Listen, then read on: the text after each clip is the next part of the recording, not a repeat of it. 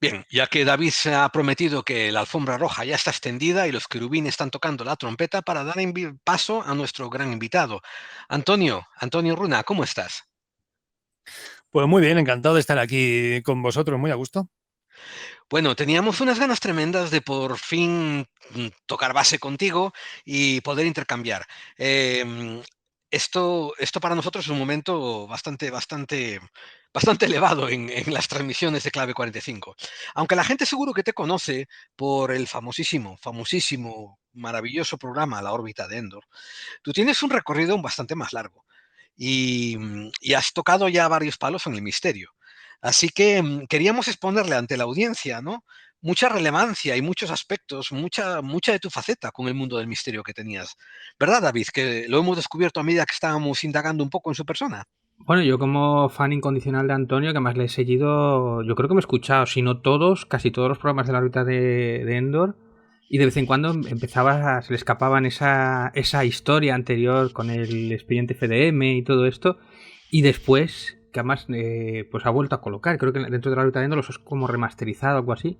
Yo los he visitado, o sea, los he visitado a posteriori, ¿no? Que es un poco como casi un experimento de arqueología, y de pronto me he encontrado con un Antonio Runa dentro del mundo del misterio y que muchos de de los personajes que han pasado por ese programa pues han pasado por nuestro programa y son ahora tótems casi del misterio, ¿no? Y, o sea, no solamente ya hablamos de los míticos Iker Jiménez, Santi Camacho, ¿no? Pero bueno, que es curioso que tampoco hay muchos personajes nuevos, ¿no? En unos cuantos años, ¿no? Pero bueno, lo primero y lo que más nos alucina es eso, que el libro que ha sacado nuevo ahora de la chica gris, que lo tengo por aquí, por cierto, que yo creo que precisamente todas esas historias del mundo del misterio que has aprovechado para crear esta ficción, ¿no? De la chica gris.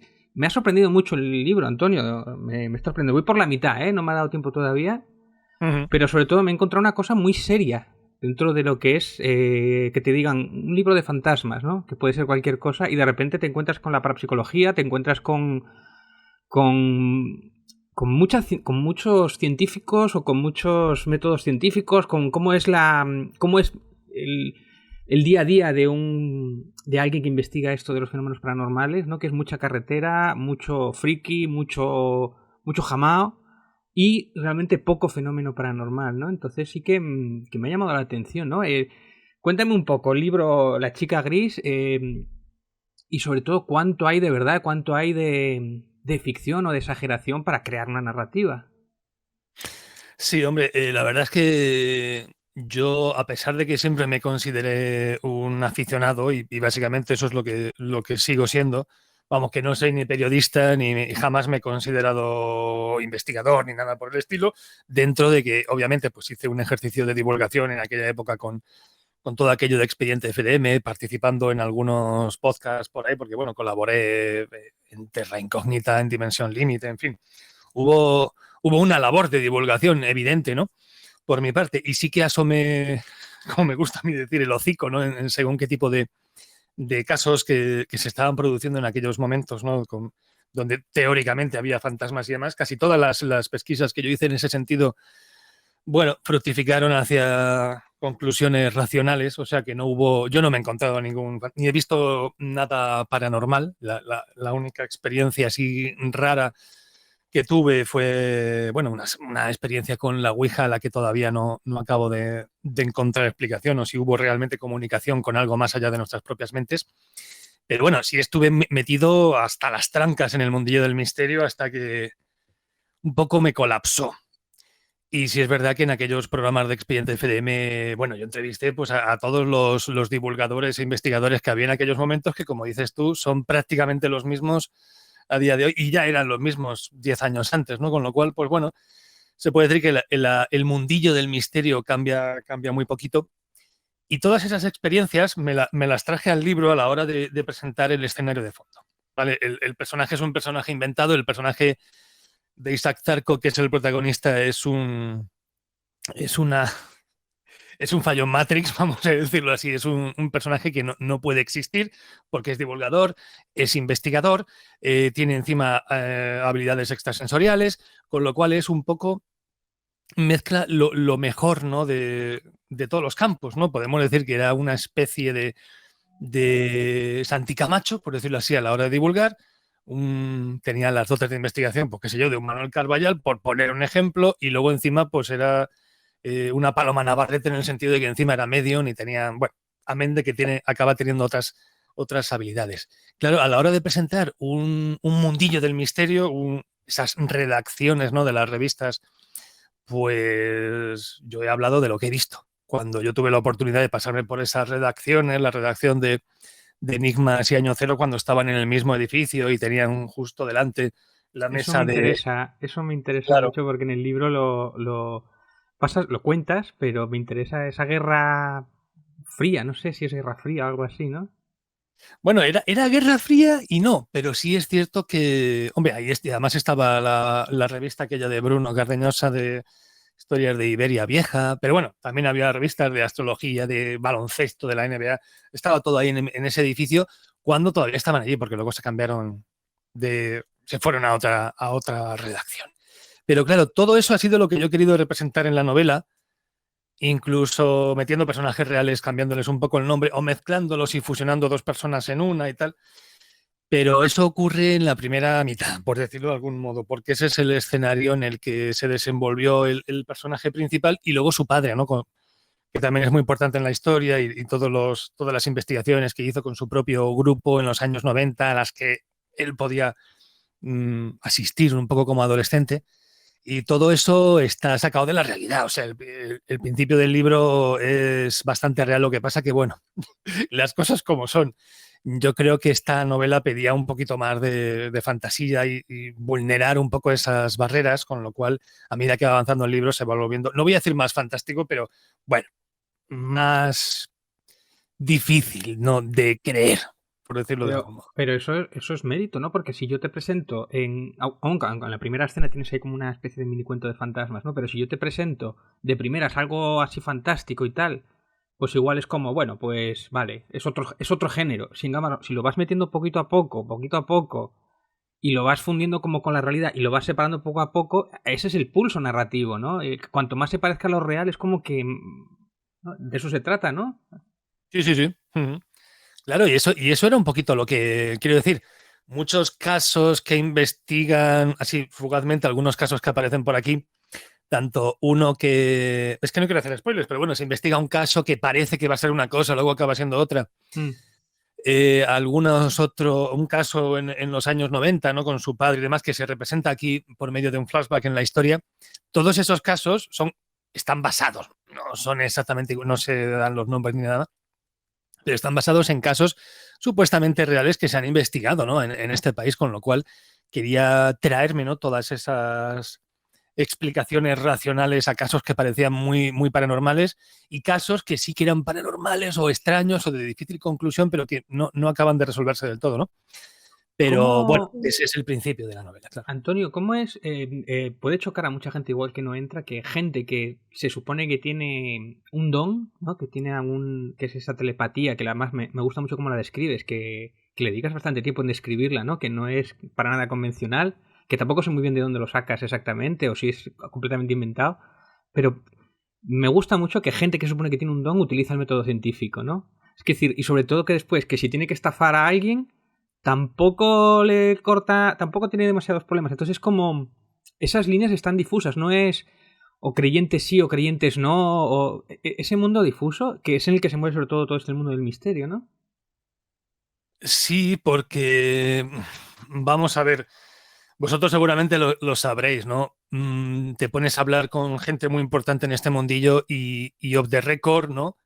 Te cuenta unas cosas que luego cuando ya están los micrófonos grabando, como que recula, ¿no? Se quedan ahí en una especie de área de confortabilidad sin arriesgar demasiado y demás. Y a mí todo, esos puntos, esas medias tintas a mí me molestan, ¿no? Gente que no tiene, por ejemplo, ninguna fe en ciertos casos paranormales y demás. Y luego se enfada si en un programa donde ellos han participado, luego a lo mejor el presentador pues hace un testimonio muy escéptico sobre el mismo, ¿no? Te podría poner varios ejemplos, pero sí es cierto que me da la sensación de que en el mundo del misterio casi todo lo que se pretende por medio de ciertos medios de comunicación es vender y vender y vender el misterio. Luego ellos se enfadan cuando utilizamos estas expresiones en plan, no, es que yo no vendo nada.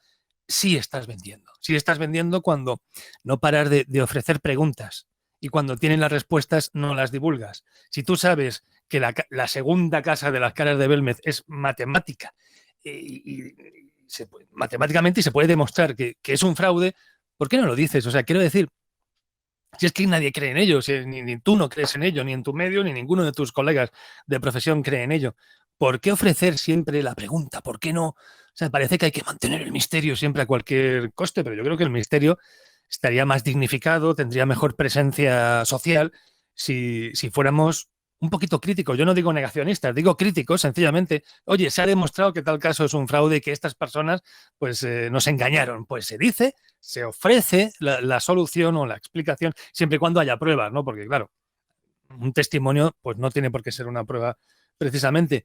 Pero bueno, no estar siempre defendiendo al fantasma, que hay mucho misterio por ahí, pero hay cosas que tienen explicación. Cuando una cosa es insólita y es inexplicable, vale, pero creo que también es bonito, ¿no? El hecho de decir, tal caso, pues es que tú ahora coges y dices que las hermanas Fox, todo eso fue un montaje y hay gente que se sube por las paredes y se rasga las vestiduras. Pero no deja de ser menos emocionante contarlo. Yo no entiendo por qué hay que mantener precisamente el misterio. Nosotros nos gusta matar el misterio y quedarnos con los pocos que no se puedan matar, que igual se pueden matar más adelante, pero eso, mantener un cuento para recurrentemente volver a él y volver a venderte la misma historia o tal. De hecho, el caso de Belmer nos gusta hablar de ello. O sea, es uno de esos casos que yo no concibo, ¿no? Que además precisamente dentro del fondo del misterio hubo mucha movida con todo esto de Belmer, ¿no? O sea, sí, sí, pero bueno, pero quiero decir, no pasa nada.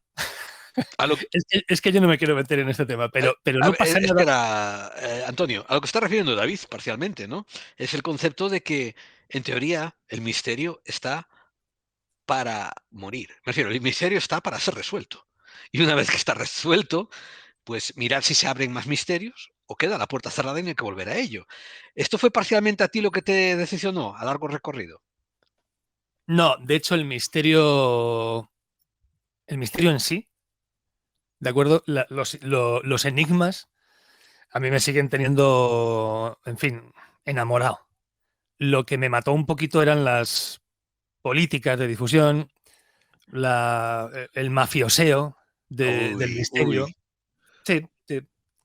Y bueno, pues el hecho de que por el simple. Claro, nosotros cuando empezamos, nos aplaudían, nos daban palmaditas en el hombro, y luego poco a poco, a medida que íbamos viendo un poquito cómo era este mundillo, y lo íbamos diciendo en el programa abiertamente, pues como que empezamos a entrar en listas negras y demás.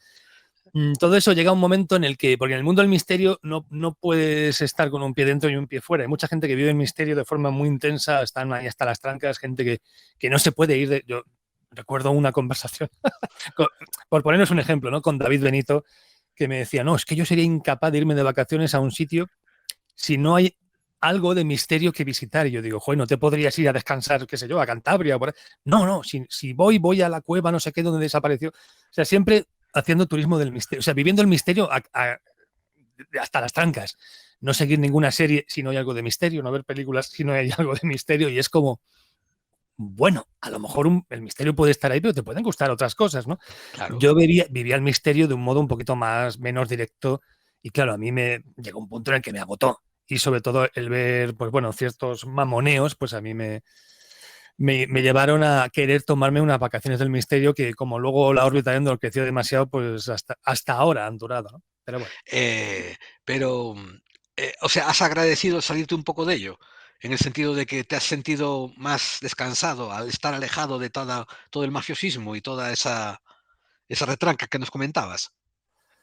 En el momento en el que cerró Foros del Misterio y Expediente de FDM cerró sus puertas también, un poquito después, bueno, puede que me sintiera aliviado entonces, pero no sé, creo que no era el momento, para mí no era el momento de irme.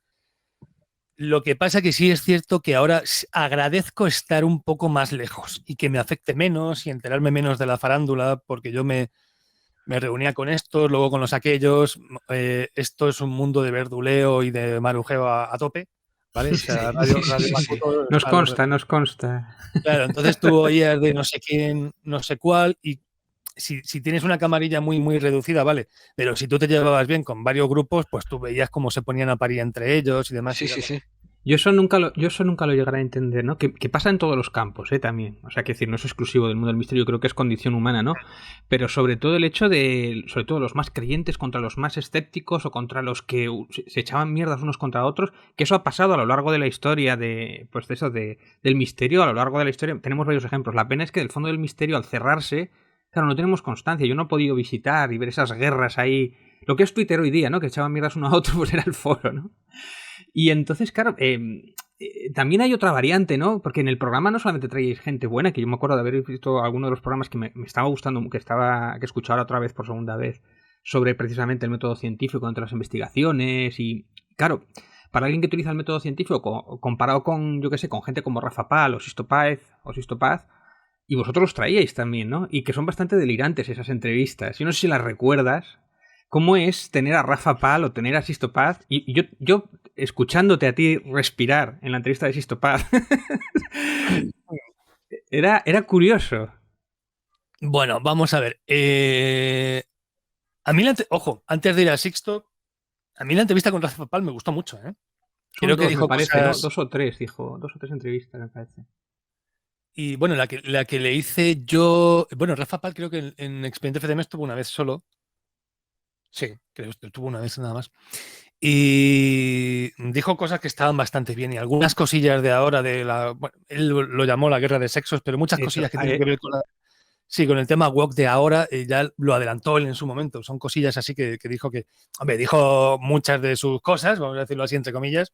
Hombre, tú dijiste que no te hacías responsable de los comentarios de Rafa Pal. Yo le acabo de escuchar ahora justo esa parte de la guerra de los sexos y a mí es como... Uy, es que eso no... Uy. Hombre, era otro misterio. El misterio se dividía en varios grupos y estaban los grupos que, bueno, ven conspiraciones por todas partes y bueno, ofrecen otro tipo de información. Todo lo que ocurre forma parte de alguna conspiración. Terremoto ha sido el HARP, no sé qué ha sido no sé cuál. Al final todas las explicaciones radican en algún tipo de conspiración por ahí rara que todo apunta siempre a lo mismo. Que bueno, ellos nos achacan a nosotros, ¿no? que siempre estamos hablando de los mismos temas. Es que también al final es que habría que ver... Rafa Pal llega a decir que esos conspiranoicos que toman toda la información y la mezclan entre todos, quiere decir Rafa, hablando de que hay otros más conspiranoicos que él después igual ha tenido una deriva aún más conspiranoica, ¿no? Con esto del trumpismo y todo esto. ¿Hasta qué punto hay que darle voz? Yo, claro, imagino que en aquel momento no imaginabais el alcance que podía tener Rafa Pal o la que ha derivado hoy día, ¿no? Pero ¿hasta qué punto hay que darle voz a esta gente? Pero bueno, yo te voy a decir una cosa. Quiero decir, a mí me parecían interesantes algunos planteamientos que él decía, por eso le traje a mi programa. Quiero decir, eso de, no sé, cada cual en su canal lo organiza y lo gestiona como sea. Cuando alguien te llega y te dice, es que no deberías darle voz a esta gente. Yo te pregunto, yo no lo tengo claro tampoco. Yo le puedo dar voz o no en función de si creo que me va a decir algo interesante o no, que muchas veces te traes al típico investigador de siempre que ya va saliendo en programas de misterio tradicionales toda la vida pensando que te va a dar una entrevista fantástica y luego dice 4 8, bueno, lo mismo de siempre y ya está, y te quedas ahí en fin, te quedas con cara de tonto, ¿no? Cuando ha acabado porque no te ha dado nada nuevo. Entonces, yo cuando traje a Rafa Pal en función de las preguntas que yo tenía pensado darle, y lo que pasa es que luego, claro, personajes así es que se te escapan, ¿no? O sea, tú le haces una pregunta y luego se van. Le diste carta blanca también, ¿eh? También dijiste, te doy carta blanca para que digas, el feminismo, se van a comer, la guerra de sexo. Sí, pero quiero decir, no me parece ningún acto de irresponsabilidad. Es que hay personas que se piensan que están salvando el mundo con su programa, con su podcast o con su revista, fanzine o lo que sea. Y eso no ocurre así, quiero decir. En eso estoy muy de acuerdo contigo, Antonio, porque me refiero, si tú divulgas y le das exposición a alguien, la audiencia también tiene que ejercer su sentido crítico. O sea, tú estás ahí dejando que la voz se oiga. No quiere decir que la persona vaya bien o vaya mal. A veces le he comentado a David de traer algún que otro invitado y David me reculea. Me dice, uy, no sé, es que esa otra persona me da mal rollo y no sé qué. Cuando son de extrema derecha es cuando me da... O sea, de estos que están de verdad muy, muy, muy extrema derecha sí me dan mal rollo. Pero no, hay que dejar que la audiencia ejerza su sentido crítico sobre la voz que tú le das altavoz. Lo que pasa que, no sé, a mí me da la sensación, bueno, sobre la entrevista de Sixto Paz, eso fue un error mío. Yo creo que al final todo el mundo tiene que aprender en la vida y cometer errores y darse planchazos, ¿no? Yo creo que aquello fue un error porque yo ya sabía la entrevista que solía hacer por ahí y sabía que era la entrevista que me iba a dar. Y no era la entrevista que yo le quería sonsacar. Y yo no me vi ni lo suficientemente capaz como para que, no sé, tampoco en algunas ocasiones es una cosa, que quiero decir, al final, más tarde o más temprano, cuando tú sales de la carrera de periodismo, no es mi caso, pero bueno, parece que quieres aquí revolucionar todo lo revolucionable, que quieres marcar un antes y un después, te crees que todas las entrevistas tienen que ser como Frost contra Nixon, ¿no? Y no es así. Entonces, quiero decir, realmente el poner contra las cuerdas a Sixto Paz te vale a ti para algo, te vale para que él quede desacreditado y deje de vender libros, sirve para que su imagen de cara a sus fans se vaya a deteriorar lo más mínimo. No, o sea, no consigues nada. Entonces fue como, pues vale, o sea, fue una entrevista que además me dejó terriblemente insatisfecho por muchos motivos, pero bueno, había que hacerlo, era el momento de aprender cometiendo ese error y aprendí bastante, obviamente. Yo, por ejemplo, a Sixto Paz, como yo ya sé de pe a pa lo que me va a contar, o sea, si yo le digo, a ver, si le hago esta pregunta, ¿qué me va a responder? Pues si es 2 más 2 te va a decir 4, no te va a decir ni 5 ni 3. Pues casi mejor te lo ahorras, ¿no? Si no es la entrevista que te apetece meter en tu canal. Pero bueno, estas son mis opiniones un poco ya toro pasado. En Sí. aquel momento yo pensaba que estaba guay. Yo es que escuchando Expediente FDM es curioso porque tampoco hace tanto, quiero decir, pero sin embargo sí que veo la evolución que habéis, incluso la voz, cambian mucho las voces de entonces a la que tienes tú ahora, ¿no? Incluso se habla un poco más lento, ayer se hablaba más rápido y tal, y era como ese programa saliendo casi del... No era profesional, pero intentaba llegar a ser profesional, ¿no? Como cuando después en la órbita de Endor, yo creo que a partir de ya la temporada 4 o 5 es cuando pega el salto espectacular, ¿no? Y ver ese proto Antonio Runa en lo que se va a convertir, que yo creo que precisamente es cuando yo, por ejemplo, que alguien que se quiere dedicar a esto, que está como empezando, y veo cómo erais hace 8 años, o 10 años, o 12 años, y ver lo que sois ahora, ¿no? Ver que la gente no llega ya a besar el santo y ya lo sabe todo, ¿no? Comete sus errores, o ve que tiene tal. Y ver la evolución a mí me gusta muchísimo, que quede como archivo, ¿no? Sobre todo. Eso me interesa muchísimo, claro. Sí, porque te voy a decir una cosa, yo escucho algunos, otros no, otros quedaron muy bien, pero algunos me dan vergüencita ajena ahora mismo escucharlos. Pero no los quitaría. Yo sé que habría mucha Claro. gente que los quitaría porque no, esto ya no es serio, tal vez. No, precisamente por lo que tú has dicho, exactamente por eso, porque marca la evolución, ¿no? Dónde estuviste y dónde estás y probablemente dónde estarás, ¿no? Porque vete a saber, lo que sé, en el futuro pueden pasar muchas cosas, puedes mejorar también, ¿no? Me gusta eso, sobre todo como margen de evolución. Sí que hay divulgadores que empiezan siendo ABC y siguen siendo ABC 25 años después. Y a lo mejor ya lo hacían bien al principio, o a lo mejor no tanto. Y no han evolucionado nada. Entonces, no lo sé. A ver, aprovechemos eso para, Antonio, cuéntanos un poquito sobre tu evolución. Tú de joven, antes de meterte un micrófono por delante y divulgar, ¿no? Antes de tu etapa podcastera, etcétera, ¿hacia dónde iban tus intereses? Me refiero, ¿eras ese muchacho que le encantaba ya pillar libros de misterio o prefería irse al cine con la novieta y olvidarse de rollos? A ver, danos unas pinceladas sobre el Antonio Runa Mm. antes de entrar en micrófonos. Joder, la verdad es que yo no era un chico normal. Es verdad que no estaba tan súper metido en el misterio hasta el punto de que todo el dinero me lo gastaba en el misterio. No hacía viajes solo para entrevistar a una persona que había visto un ovni, cosas de esas. Tenía otros intereses. A mí me gustaba mucho el rol, ¿no? Entonces, bueno, me pasaba horas y horas con mis amigos jugando partidas, inventándome historias, porque el máster siempre era yo. Entonces, esa faceta, ¿no? De contar historias y de estar siempre improvisando y de estar imaginando, ¿no? Constantemente, pues bueno, ya me vine de antiguo. Es verdad que el misterio me hacía gracia, pero no tanto, no tanto, ¿no? Entonces, cuando hubo una posibilidad, lo que pasa que sí es cierto que la única radio que yo escuchaba era de misterio. Entonces, para mí la radio y el misterio, en mi vida, ojo, están asociadas. O sea, son dos historias que para mí siempre han estado muy relacionadas, ¿no? Me encantaba escuchar esos programas ya de noche y demás. Bueno, al principio me daba miedo, ¿no? Cuando a finales de los 80 escuchaba a Miguel Blanco y luego me ponía dramatizaciones también que a mí me acojonaban. Yo era muy jovencito y el oír ahí a Salvador Freixedo diciendo, están experimentando con nosotros, los extraterrestres ya están aquí, nos quieren como ganado. Y a mí todas esas ideas me calaban muy hondo, ¿no? Me gustaba, pero es verdad que yo mantenía el misterio a raya.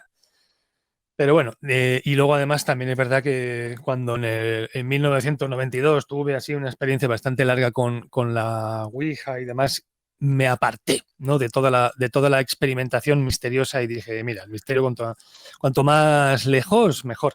Pero siempre ha estado ahí, siempre me ha interesado.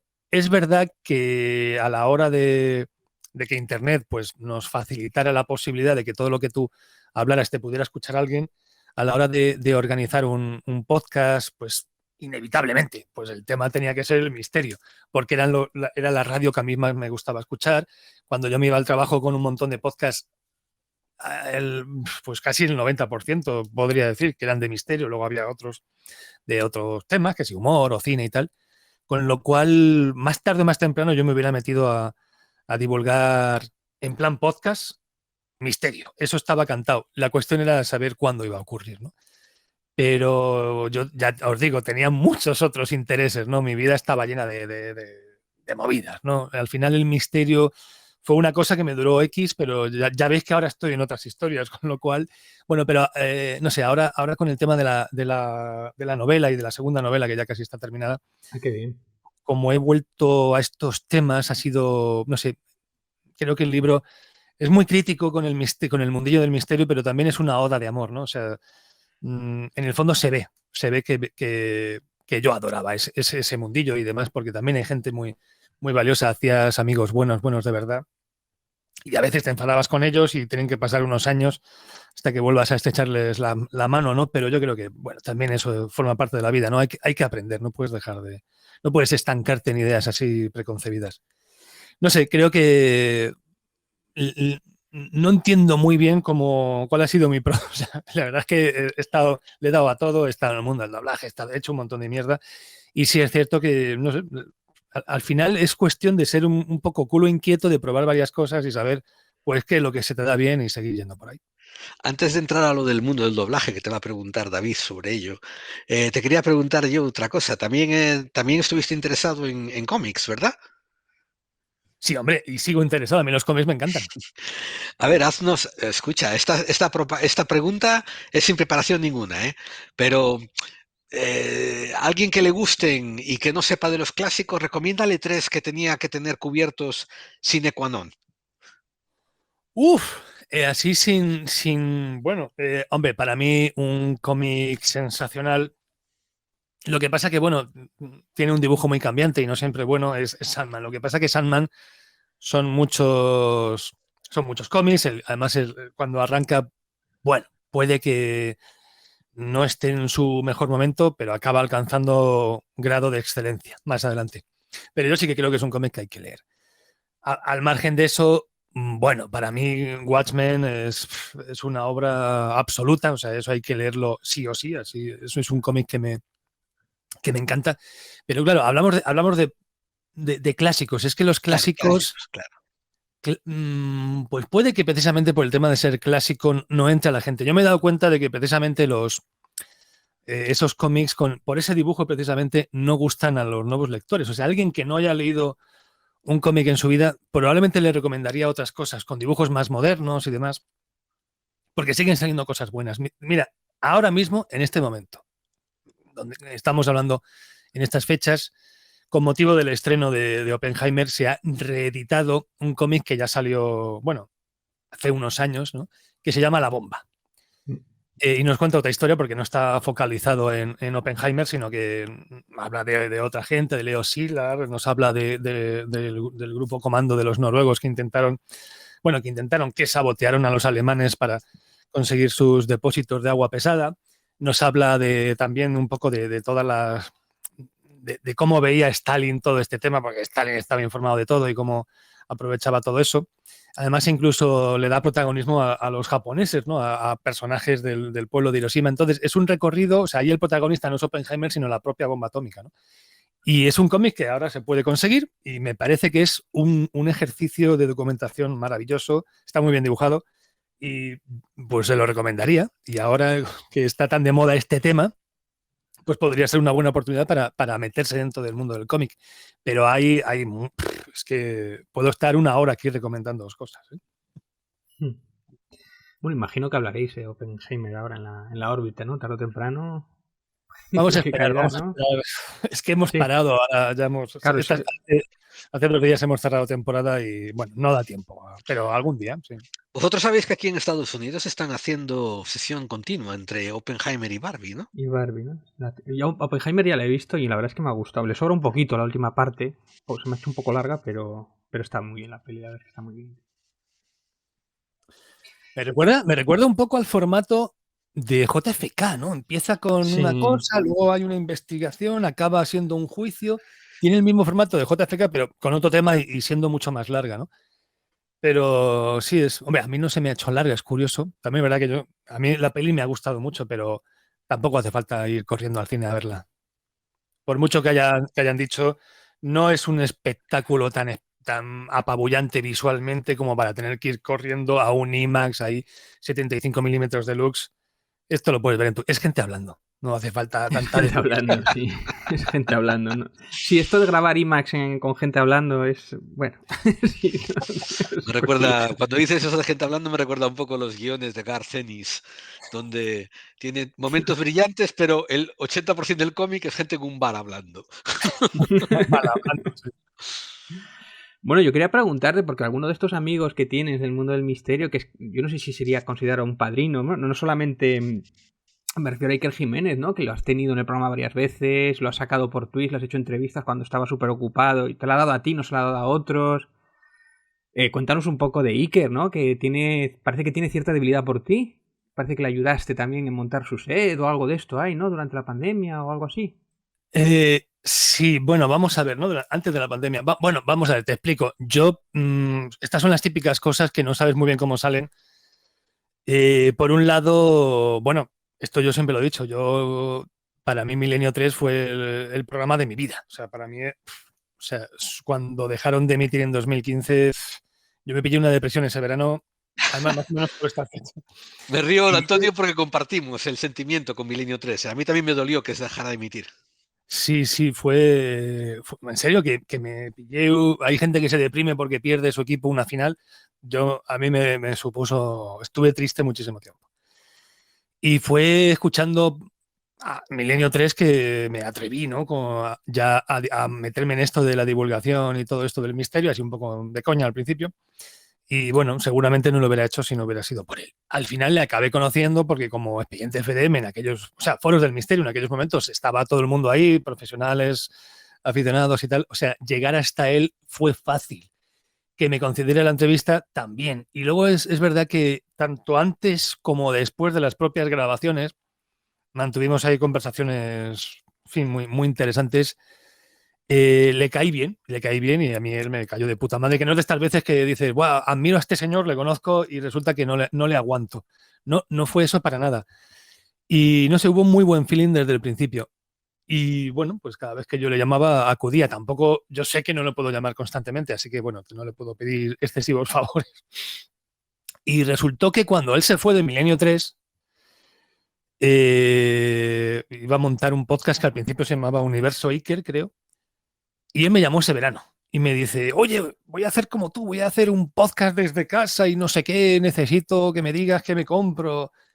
Bueno, yo le di todas las instrucciones del mundo.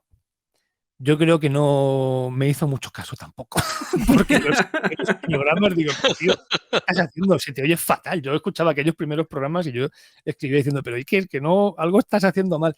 Recuerdo que también recuerdo una noche que me llaman a las 11:40.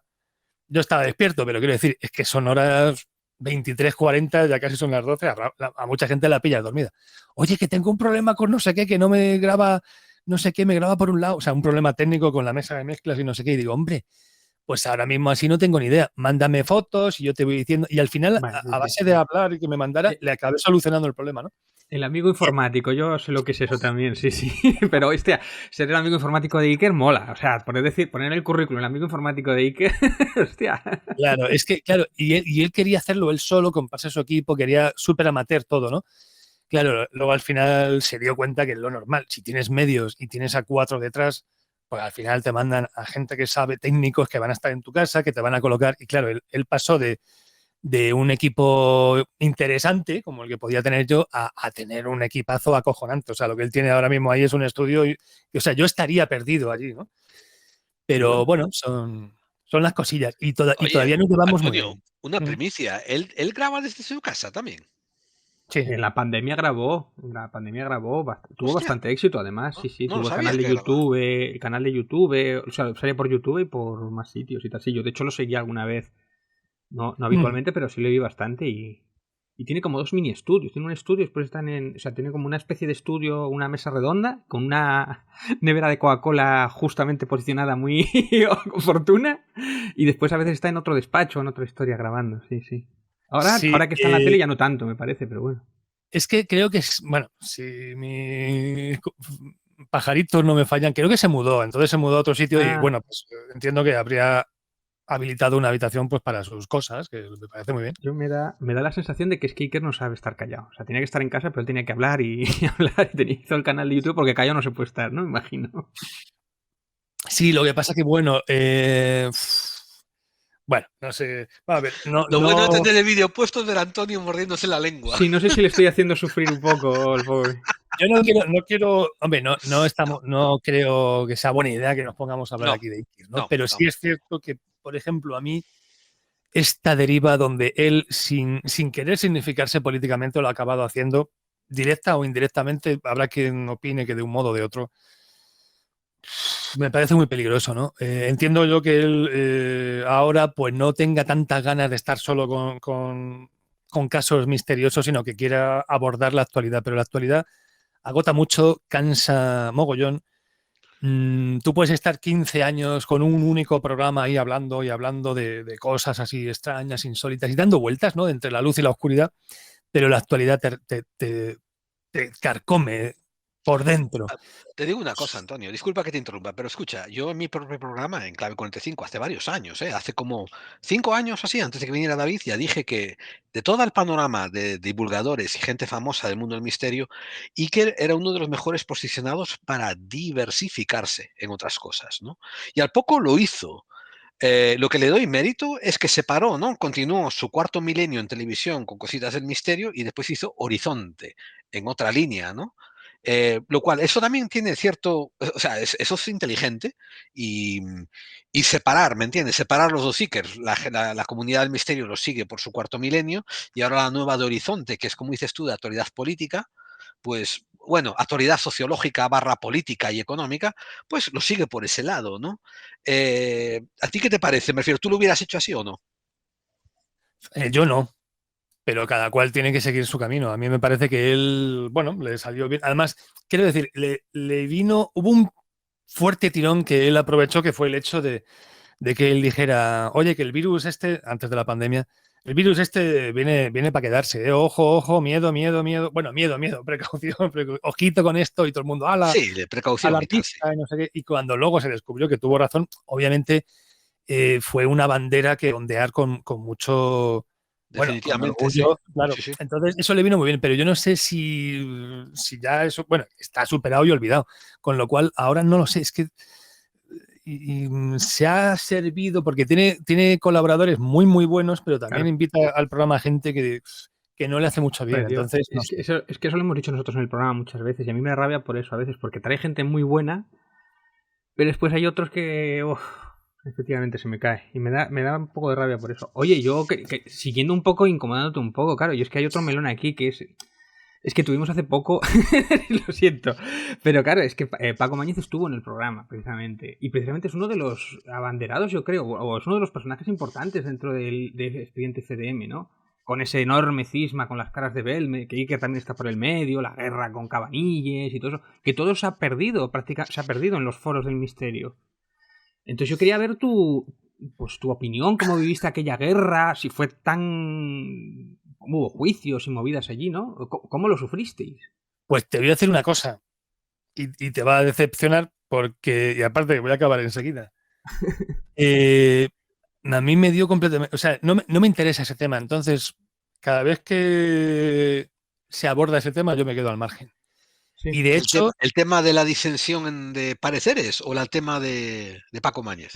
de Paco Mañez. Ah.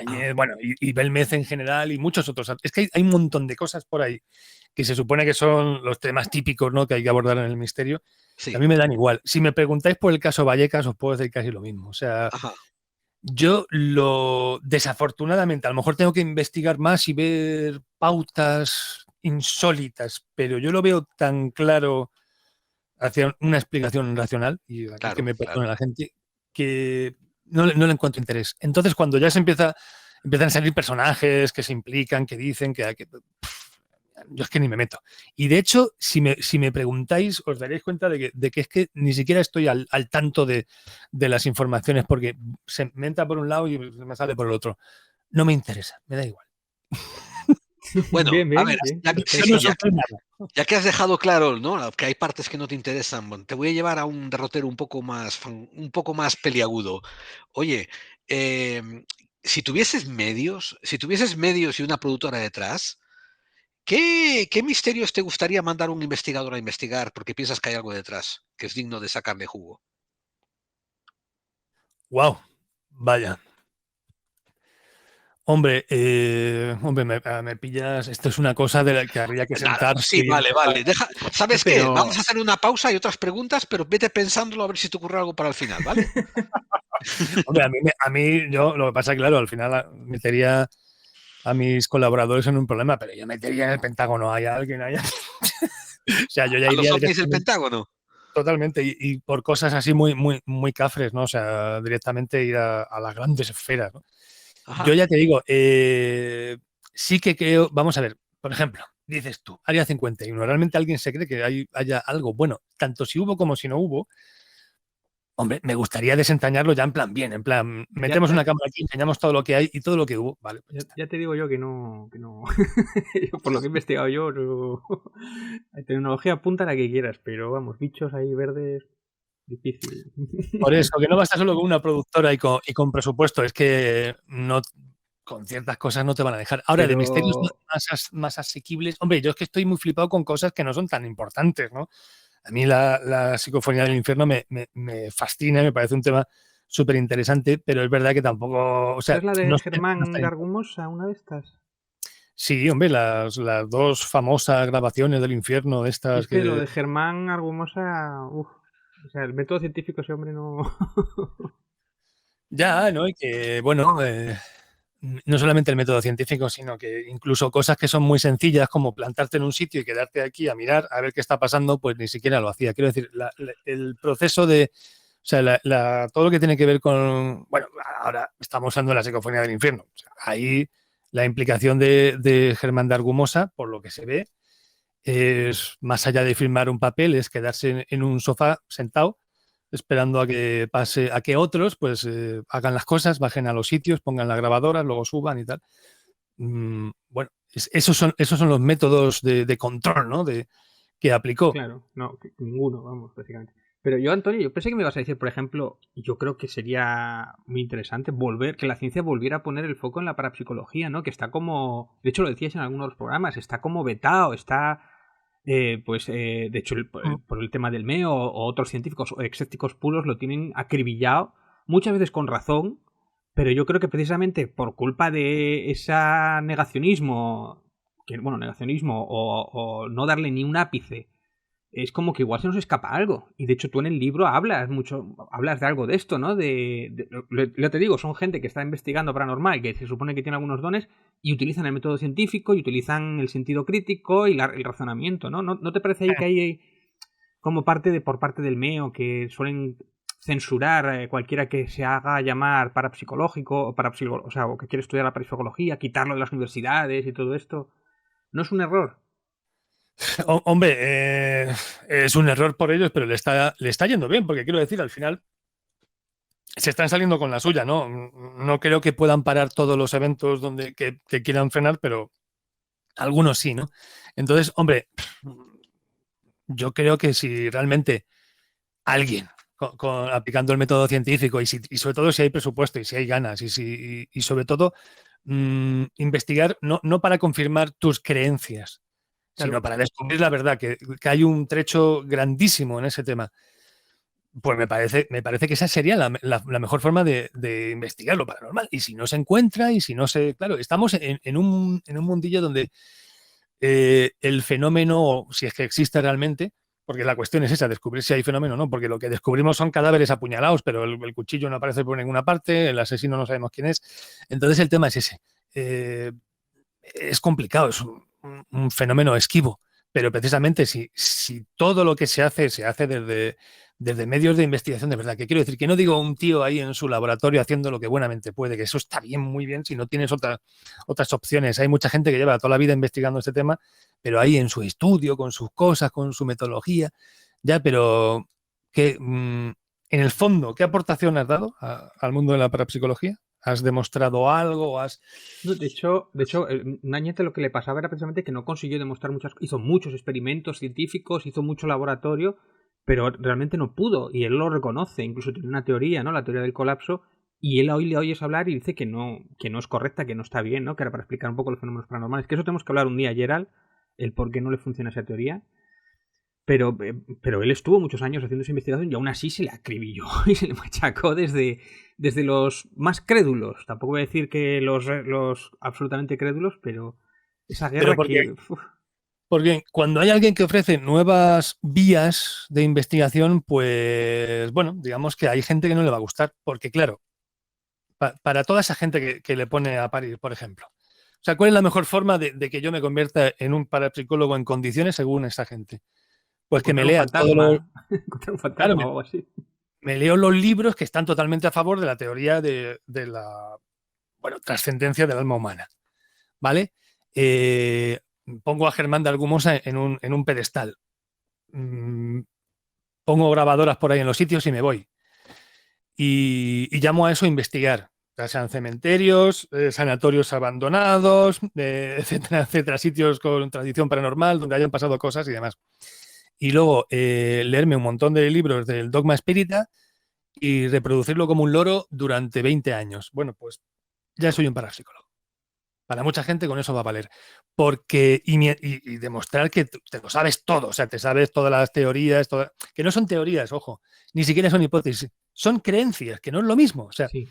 Es casi como un cura que dando misa, prácticamente. Para mí, muchos divulgadores de la parapsicología casi son sacerdotes. Desde un estricto no es pensamiento mágico. De la divulgación. Muchos son pensamiento mágico. Y bueno, y otra cosa que lo dices en el libro, ¿no? Un montón de aparatos que lo único que hace, ¿cómo era? Que cada vez que hay una corriente saltan todos y nos jode nos retrasa la investigación, ¿no? Que eso me hizo mucha gracia, porque es que eso me lo imagino que será el pan de cada día. Pero el caso es que hay que tener esos aparatos con muchas luces para que el cliente pues quede más satisfecho, ¿no?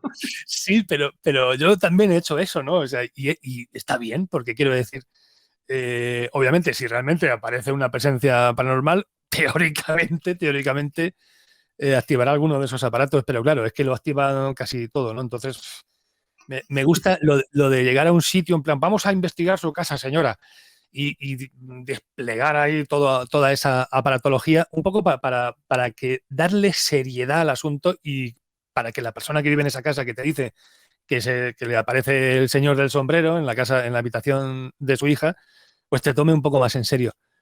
Pues puede venir bien, quiero decir, si al final te va a dejar entrar en su casa e investigar, pues llévate todos los sensores de sonido y de todo lo que te haga falta, es así. Es que me estoy acordando, porque otra de las cosas que me hacía gracia es que siempre acababan saltando un poco la nevera, eso también era un poco importante. Y Manu Carballal, que nos lo contó, ¿no? Que lo importante que era tener una bata, ¿no? Que él se estuvo planteando comprarse una bata, ¿no? Esa barrera entre, joder, un científico de verdad, un investigador de verdad y otros que pues lo que van es igual a no a estafar, pero que también es verdad que si tú le ofreces la verdad absoluta al cliente, a veces el cliente no la quiere oír, no es lo que quiere oír. Claro, entonces, eso por supuesto, sí. Sobre todo cuando ya el cliente te está diciendo que está viendo el fantasma de su padre, pues obviamente lo último que quiere es que tú le digas, señora, es su gestión, es usted. Y no significa que no haya visto nada, lo ha visto, pero lo que ha visto no es real. O sea, no pasa nada, que no la estamos llamando loca. Fue muy curioso, pero yo recuerdo un caso que de una señora que se había encontrado en el vaho del espejo de su baño una imagen que se suponía que era la de su hermano muerto. Me mandó una foto y dije, pero si esto parece el clip ese del Microsoft de los años 90. Hostia, el clipo. El asistente, exactamente, el clipo. Y digo, ¿qué me está contando esta señora? Que había grabado una psicofonía y me manda la grabación con el móvil y yo ahí no oía nada. Y digo, bueno, todo esto lo hablé con varias personas. Al final apalabré con Miguel Ángel Pertierra, que él se iba a acercar allí primero, porque le pillaba más a mano, y luego ya iba yo. Claro, llamo a la señora y digo, va a ir un amigo mío, una persona así, un doctor y tal, para echarla un poco para hacer las primeras indagaciones. Y me dice la señora, un doctor, ¿pero para qué me va a mandar un doctor? Pero se piensa que estoy loca. Y, o sea, se puso tan a la defensiva que dije, mira, no voy a mandar a nadie.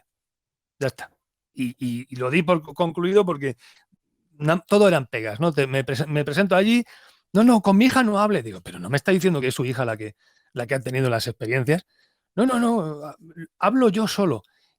Claro, si el propio testigo no me puede decir lo que ha visto y es la madre la que me lo está contando, digo, pues es que usted no me quiere aquí para que yo le dé una solución. Usted lo que quiere es que confirme su teoría de que su hermano se estaba manifestando, porque luego lo que quería era la custodia del sobrino y no sé, una movida. Dije, vale, yo ya sé lo que se está gestando aquí. Y de esto de paranormal no tienen nada. Y como esas muchas cosas, ¿no? Entonces, joder, yo cada vez que me he metido en algo ha sido tan decepcionante que bueno. Pero bueno, al final también se aprende mucho de eso. Pero yo creo que eso dice mucho de la psicología humana, ¿no? O sea, no solamente, me recuerda un poco a lo que decías antes del caso Vallecas también, ¿no? Si encima va la televisión y azuza un poco, o van un montón de supuestos investigadores magufos y azuzan aún más el caso y encima le llama la atención a ella, pues claro que pasan más fenómenos paranormales y todo esto. No solo su gestión, sino es el que ella quiere ser el centro de atención. Es un problema, ¿no? Y aparte ya había unos informes psicológicos y todo esto, que yo imagino que muchísimos de estos casos, muchos más de los que queremos reconocer, serán su gestión, pero hay gente que pues tiene, yo lo he dicho muchas veces en el programa, pues psicosis, esquizofrenia, paranoia, alucinaciones o estrés que provoca ese tipo de situaciones y tal, en mayor o menor grado, pero yo creo que es lo primero que hay que descartar cuando investigas estos casos, ¿no? Si el testigo ves que le falla un poco la cabeza, pues hay que ponerlo todo entre comillas en situación, claro. Totalmente de acuerdo. Mira, está claro que al testigo hay que respetarle, no se le puede ningunear, ni hacer de menos, ni nada. Y hay que tener en consideración lo que te cuente. Te cuente lo que te cuente. Pero es verdad que hay algunos investigadores que lo que diga el testigo va a misa. Lo que te diga el testigo va a misa, no, tampoco no. O sea, quiero decir, hay gente, por lo que tú has dicho, que, o sea, su valoración de lo ocurrido no se puede tener en cuenta, no tiene el mismo crédito todo el mundo, joder, o sea, es así, quiero decir, y no estoy hablando de lo típico, no, es que este señor del campo no tiene formación, ya, pero a lo mejor es más inteligente que tú desde otro punto, ¿no? La inteligencia tiene muchas formas de contemplarse, pero joder, es que hay personas a las que no te puedes tomar tan en serio como un piloto, por ejemplo, de aviación, o como, que no estoy diciendo que lo que te digo un piloto vaya a misa tampoco, ¿vale? También se pueden equivocar, pero no podemos sacar, bueno, es mi opinión, ha habido investigadores que han sacado libros con testimonio, y todo lo que se hablaba del caso era lo que te habían dicho los testigos, sin tampoco excesivas investigaciones sobre el terreno, o 20 años después, que dices, ¿para qué investigas un caso 20 años después? ¿Realmente crees que vas a sacar algo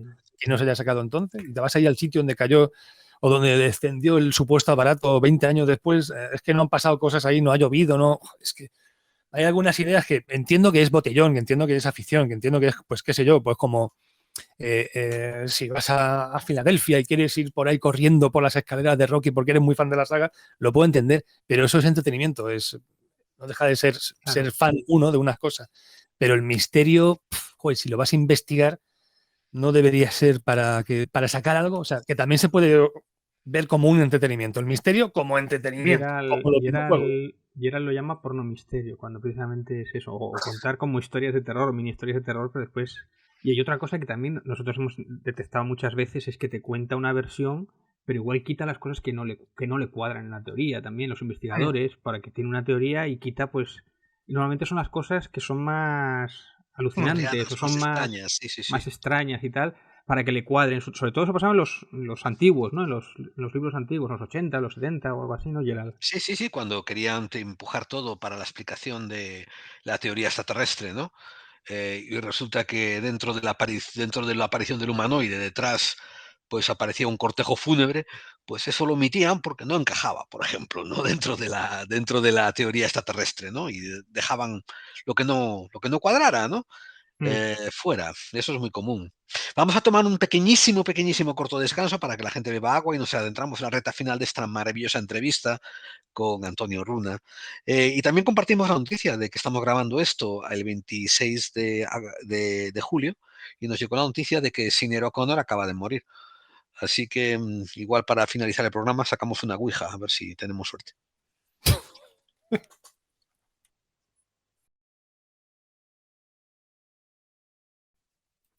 Y después de esta breve pausa estamos de vuelta con, con el caballero de la divulgación, con el señor Antonio Runa, que tan cortésmente nos ha cedido estos momentos de entrevista y espero que él esté cómodo, que lo esté pasando bien, tan bien como lo estamos pasando nosotros. ¿Cómo va la cosa, Antonio? Muy bien, muy bien, muy a gusto. Aquí hablando un poquito de todo, como si fuera una. Me siento más como si fuera una charla, ¿no? Que de algún modo lo que es. Desde luego. No, desde luego, desde luego. No puedes estar más entre amigos, te lo digo en serio. Claro, es que hay entrevistas un poquito más serias, no, a mí me gustan más estas. Bien, bien, bien. Pues David quería preguntarte eso sobre la faceta que habíamos dejado en el tintero, sobre tu faceta también de doblaje. Sí, bueno, es que aquí el caballero, lo tengo por aquí escrito, es que, claro, fue la voz del capitán Rip Hunter de la serie Heroes from Tomorrow, que yo soy muy fan de esa serie. Solo la veíamos Gerald y yo, ¿no? De todo mi alrededor prácticamente Sí, no la había nadie, verdad. no sé qué. Pero a mí, claro, como era una especie de Doctor Who, a mí ya me la habían vendido, ¿no? Entonces, y además eran unos personajes protagonistas, ¿no? Que fue desapareciendo poco a poco. Y tú has contado en tu programa, precisamente, en uno de estos audios, que no tuviste una experiencia excesivamente buena con el mundo del doblaje. Claro, yo no sé si será peor el mundo del doblaje o el mundo del misterio, también esas guerras. Pues es muy parecido, ¿eh? O sea, se parece más de lo que te imaginas. Sí, sí, Ostras, qué Sí, sí, sorpresa. sí. sorpresa. Sí, sí, sí, ¿Qué sí. nos puedes contar de ello sin molestar sin levantar muchas, no sabes, sin levantar muchas arrugas? Bueno, yo estuve estudiando ¿cómo era? ¿Estudio AM puede ser? Es que no recuerdo ahora mismo. Sí, AM, no, algo AM, no sé si era estudio AM o algo así. Y luego en la escuela de doblaje de Lorenzo Beteta en cuanto la abrió. Pero luego claro, y estaba a un buen nivel y oye, los profesores me decían, pues lo hace muy bien, pero pasaban los años pasaron los meses y al final, oye, es que cuesta muy caro, ¿no? Mantener esos estudios, ¿no? Entonces, el estar ahí hasta que te llamen, pues si no te llaman, pues no hay nada que hacer. Y al final el tema era ese, ¿no? Que yo me desentendí y 2 años después, un amigo que consigue un puesto importante en Warner Bros., pues me dice, oye, que resulta que ha caído en mis manos un poco la organización y gestión de las series de Warner Bros. Y te puedo meter, pero sin historia. Vamos, que me da igual lo que me digan, que te meto y punto. Y a lo mejor me he metido de un modo probablemente muy agresivo, ¿no? Porque si me hubiera metido me hubiera dado la voz de un personaje secundario o algo por el estilo, pero claro, me dio un personaje como muy llamativo, muy importante, y claro, yo ya llevaba 2 años sin hacer un take. Me costó un poquito adaptarme. Y entré en la peor época posible, que era antes de la huelga de Madrid, que hubo hace poco, que estuvieron en huelga todos los dobladores. Ya sé que el término no les gusta mucho, pero bueno, a mí me da un poco igual. O actores de doblaje, como les queramos llamar. El tema está en que, claro, estaban los nervios muy crispados, pero luego durante la propia huelga fue la cosa más, y luego cuando salimos de la huelga aquello había una sensación, un aire muy enrarecido, ¿no? Y entre que, bueno, es muy posible que yo ya estuviera oxidado y que a lo mejor pues aprovechara las primeras sesiones un poco para ponerme al día, y claro, pues muy bien tampoco es que lo hiciera. Y de hecho, joder, el primer episodio de Legends of Tomorrow creo que tiene un doblaje muy cutre. Bueno, pues a lo que voy, que no les entré bien ya de entrada, pero luego encima, como dijeron, pues tampoco está tan. Me vieron un poco como los famosos que les imponen, ¿no? Lo que pasa que yo cobrando sus mismas pautas, ¿no? Pero como cuando les obligan a meter en un cast, pues qué sé yo, a Mario Vaquerizo o a Alaska y gente así, que no tiene ni zorra idea, pero bueno, hay un personaje animado y lo van a hacer ellos. ¿Y por qué no? Si van a ser graciosos, sí, sí. Graciosísimos. Y dime. No, yo te iba a decir que hay una cosa que dijiste muy interesante en el programa, era que había que estar entrenado, que como que estabas como fuera de forma, eso me interesa mucho, o sea, que estabas como que llevabas tiempo, como el deporte, ¿no? Que así hay que entrenar el doblaje. Sí, totalmente. No, date cuenta que yo mientras estudiaba, pues estaba haciendo takes constantemente y es una técnica que se te va olvidando. Pues es como si tú aprendes francés y luego dejas de hablarlo. Parece que no, pero se te olvida, o sea, se te va olvidando. Y ya no es solamente interpretación y todo eso, sino sincronía y tal. Y luego es cierto que cada director pues tiene sus propias formas de trabajar, ¿no? Y bueno, probablemente yo no me ajustara, ¿no?, a las formas de trabajar de esta directora, a pesar de que ella había sido profesora mía incluso en el pasado.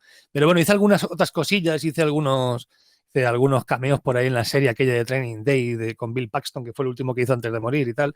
Ahí fue con otro director y algunas otras cosillas muy puntuales. Y yo vi que era un mundo tan jodido y tan... Luego encima había... O sea, es curioso, están ahí en la misma sala, pero la relación que hay entre directores, actores y luego los técnicos no tiene nada que ver. O sea, están enfrentados casi, ¿no? O sea, los técnicos están hasta los cojones de toda esta gente, de los dobladores. O sea, es impresionante. Están ahí trabajando codo con codo cada día en la misma sala. Es impresionante. O sea, una cosa increíble. Lo de los técnicos con todo esto. Y unas movidas que vi, unas peloteras, fue una cosa espectacular. Yo, hombre, muy bueno no era. Más bien todo lo contrario. Pero es verdad que entré en un sitio donde muy tóxico, donde no me dieron ni una sola oportunidad, ¿no? Era El impresionante. Y doblaje lo he luego, escuchado, el doblaje está bien, o sea, no es verdad que no es excelente, porque quizá porque eso te notaba que igual necesitabas un poquito de tiempo, como todos, pero que el doblaje está bien, vamos, tú lo escuchas a cualquiera y nadie nota nada raro, o sea, nadie se sale de, como cuando vas a un famoso que no sabe, lo Sí, yo me adhiero a escucha. eso. Yo no noté nada raro cuando... mm, No. Yo te iba a preguntar por Pepe Mediavilla, ¿no? El que sí. fuisteis a mí muy amigos y murió hace unos pocos años y lo llevaste alguna vez al programa incluso, ¿no? Que es, por si alguien no lo conoce, sobre todo la voz de Gandalf, ¿no? Esa voz maravillosa. Y si a alguien le apetece escuchar, que todavía están en YouTube, versos o canciones o textos de Pepe Mediavilla, hablando sobre el Señor de los Anillos o leyendo textos así fantásticos, es una maravilla, ¿no? Cuéntanos, Ujú. Pepe, tío, porque es que es alucinante lo de este señor, ¿no? Que toda la vida. Llevaba toda la vida doblando y nunca así personajes famosos, o sea, siempre fueron secundarios y demás, dentro de que estaban todas, o sea, le llamaban siempre para todo. Hombre, más allá de Morgan Freeman, que también yo creo que pocas voces famosas pues se podrían recordar, ¿no? Pero es verdad que yo hablaba con él y estaba muy amargado. Y él no paraba de contarme anécdotas muy chungas, ¿no?, sobre su profesión. Pero luego cuando tú le entrevistabas todo eran amores, todo era, oh, mi profesión, adoro mi profesión, y seguramente la adorara. Pero luego te ponías a hablar con él y no paraba de soltarte mierda, que es un poco lo que pasa constantemente, ¿no? Yo recuerdo también algunas conversaciones por ahí fuera de micro con Claudio Serrano, soltarme un par de lindezas que yo dije, uff, así que se le escapaban más que había intención de contarlas, pero luego te pones a escuchar sus podcasts estos que saca del último take y su profesión es una maravilla. Todo bien, ¿no? Todo bien, no. Todo bien, no. Estáis o muy unidos o muy separados entre sí. Entonces es un mundo jodido. Y Pepe Mediavilla, que estaba además en el panorama del doblaje en Cataluña, era diferente, ¿no? Había como dos frentes abiertos, nunca lo entendí muy bien. Dos frentes abiertos, había como dos camarillas, por decirlo así, él formaba parte de una. Llegó un punto en el que a él ya prácticamente le pusieron la cruz, entró en la lista negra y nadie le llamaba porque ya empezaba a ser un poco problemático. A Pepe, Y, ¿no? Le sí, llamaban. y de hecho ya si no era Morgan Freeman y no era Gandalf, ya no le querían a él para nada. Y claro, pues él se quejaba y decía, "Joder, es que no sé, cosas". También es verdad, hombre, me contaba cada película que no veas, ¿no? En plan, cuando, cuando en Caballero Oscuro, no, era Batman Begins, me parece. Cuando sale Morgan Freeman en Batman Begins, pero no le dobla a Pepe Mediavilla, ¿no? Porque cuando, bueno, estaban haciendo el cast, pues le dice, Pepe, tienes que venir y hacer una prueba. Y el que yo voy a hacer una prueba para Morgan Freeman, que le llevo doblando años. Imagínate, como si Ya. Constantino Romero tuviera que hacer una prueba para Clint Eastwood, ¿no? Una cosa así. Dijo, yo no pienso hacer ninguna prueba. Si me quieres, me pillas, y si no, no me pilles. Pues no le pillaron. Entonces fue, claro, él decía, pero joder, puto idiota. Claro, ponía a parir con nombres y apellidos y era como, "Uf, madre mía". Pero luego le ponías un micrófono delante grabando y ya no decía nada de eso, todo era súper positivo, pero para que os deis cuenta de cómo está el panorama. Un poco como el mundo del misterio. Bueno, pues a ver, para cerrar, ¿se te ha ocurrido algún otro misterio que te encantaría a ti en el futuro mandar tu equipo directivo a investigar? No, hombre, yo sí que propondría, si tuviera equipo y demás, sí que haría una investigación para... Además es un tema que voy a abordar muy profundamente en en la novela que ya estoy acabando ahora, del Cuéntanos, tema cuéntanos. de la creación, o sea, de los fantasmas psicosomáticos, ¿no? La creación de un fantasma, pues como Ah, ocurrió con el proyecto Philip y demás. Una cosa así sí que interesante. me Sí, gustaría sí. hacer. Más que ir a un caso y desentrañar, un caso ya existente y desentrañarlo, estoy más a favor de, pues eso, de crear, o sea, de investigar la parapsicología, no por un caso en concreto, ¿no? Ya, ya, Sino ya. ir a por ella de frente y decir, a ver, ¿qué me tienes que ofrecer? Cariño. Y ya está. Y así. Qué bueno, qué ¿Y, interesante. y qué investigadores por ahora son referenciales, están en tu punta de mira cuando se trata de confirmar algo? Me refiero, ¿qué tres ases pondrías, le recomendarías a la gente que pusiese en protagonismo? ¿Tres? Solo tres, sí. Son muchos. Son muchísimos. Vamos a ver, Yo yo sé no he uno que va a conocido. decir, uno sé que va a decir, sé cuál va a decir. Vamos a ver, por cercanía, yo, bueno, hablé con él por teléfono, aunque en persona, de momento no lo he conocido nunca, pero sí es verdad que por las cosas que me cuentan, por las cosas que he oído, por todo y demás, hombre, yo a lo mejor dentro de ese grupo a lo mejor meto a Manuel Carballal, ¿no? Que Claro, ese era, así ese entiendo, era. Sí, era ese, ¿no? Es que claro, sí, sí, claro. se ve que es una persona implicada, que si tiene que aprender magia, aunque técnicamente no tenga nada que ver con el mundo del misterio, pero luego sí. Esto es como todo, ¿no? Es como, o sea, realmente puedes investigar puedes meterte en ufología sin aprenderte pues toda la lección de carrerillas sobre todos los prototipos de aviones espía que utilizaban tecnología stealth y que por lo tanto pues tenían una aerodinámica total y absolutamente extraña, incluso esférica en algunos casos. No vas a investigar eso cuando realmente había aviones que parecían ovnis. Pues no tiene que ver con la ufología. Bueno, pues a lo mejor tiene más que ver de lo que tú te imaginas. Yo me metería por ahí, o sea, está claro que sería una de las primeras cosas que haría. Investigaría las nubes. Tú dices, ¿pero de qué me está hablando este chico? Día a día, ahora con las redes sociales vemos que hay fenómenos atmosféricos que generan unas formas y unas cosas rarísimas en las nubes de todas partes del mundo y vemos cosas raras y dices, ¿de verdad eso es una nube? Y sí, y vemos de todo. ¿Por qué no vas a investigar eso? O sea, al final, aunque no tenga mucho que ver directamente, pero puede que en algunos casos muy concretos y específicos, con poca visibilidad y demás, una nube con una forma rara ya sea más que suficiente para que una persona en movimiento, en su camioneta, yendo por la carretera, se piense que realmente está siguiéndole un ovni. Si es que al final es eso. Qué Y bueno. solamente cuando todas las explicaciones racionales puedan ser descartadas, ya entonces puedes empezar a tantear lo inverosímil. Pues mira, para cerrar, Antonio, te propongo un minijuego, bien cortito, ¿eh? Tú sabes que mi programa, el programa Clave 45, va sobre conspiraciones también, ¿verdad? Pero nosotros disfrutamos un montón descartando conspiranoias. Así que, qué tal si yo te propongo, ¿no?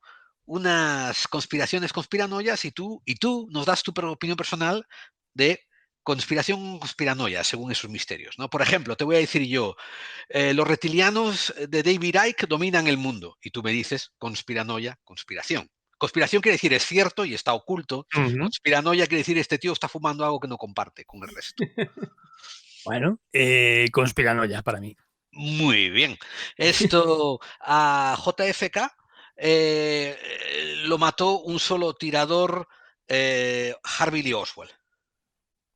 Bueno, yo digo conspiración, o sea, quiero Claro, decir, claro, claro, claro. Eh, Europa, Europa, los gobiernos europeos están tutelados desde el exterior. conspiranoia. La OMS, la Organización Mundial de la Salud, es un frente para un gobierno secreto en la sombra. Hostia, vamos a ver. Es que hay veces que no es sí o no, ¿vale?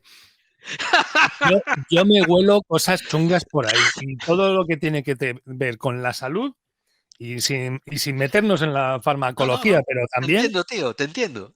veo que Puedes ahí hay decirme cosas medio medio. Puedes decirme medio medio.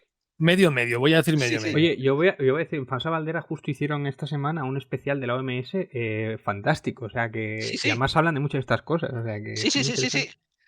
Eh, algunas corporaciones les dan directrices políticos sociales a los gobiernos. Conspiración, sí.